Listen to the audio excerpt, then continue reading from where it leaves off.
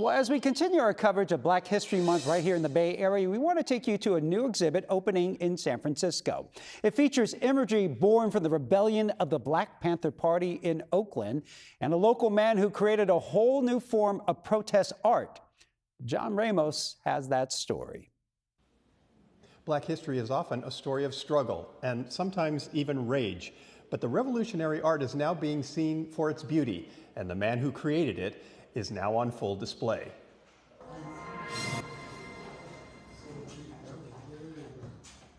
People often associate the civil rights struggle with Dr. Martin Luther King Jr., but as he was advocating a dream of equality, another action was taking place in the streets of Oakland: defiance. The Black Panthers were about rebellion and pointing out the daily injustices on a street level. Racist police agencies throughout the country are intensifying the terror, brutality, murder, and repression of black people. So the Panthers recruited a young man named Emory Douglas to create images that would get that message across in a community newspaper.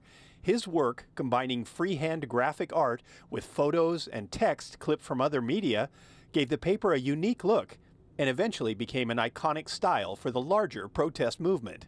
And you had people who, those who, in the activists and social guys who agreed, who disagree with us, but was inspired by what we were doing. So they did some of the same things. You see, so you transforming. On this day, Douglas was at the African American Arts and Culture Complex in San Francisco, where an exhibit called Emory Douglas in Our Lifetime is about to open. It features some of his most iconic images from the pages of the Black Panther newspaper. Some are violent in nature, guns pointing at the oppressive establishment, portrayed usually as pigs. Others show the poverty many were living with. But still, others showed the more tender side of family life. Douglas says his work was never created to be displayed as fine art. I think it only ended up in the art museum is because now you had progressive people, liberals and others, who work in the museums, who can now look at it as a part of American history. But it is art nonetheless, and exhibit curator Rio Yanez says it is important to reintroduce Douglas's work to an audience that has changed with gentrification. We lost a large segment of the population who was really familiar with his work as a revolutionary artist.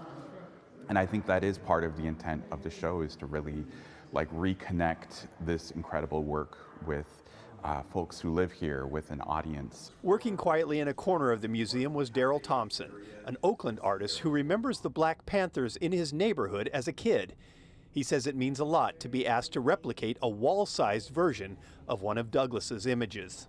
I'm getting teary-eyed a little bit because I would always see the papers, and it made me more aware of who I was as a young kid. His artwork told the story of the Panthers. You know, his artwork told the stories of what was going on at the time.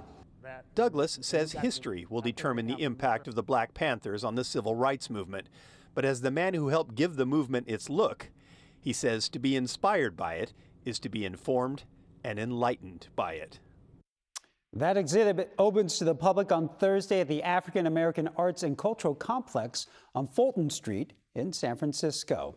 And be sure to join us tomorrow night for our Black History Month special. We'll bring you more stories of trailblazers from all across the Bay Area. It starts tomorrow at 7:30 right here on KPIX 5 or streaming on the free CBS News app.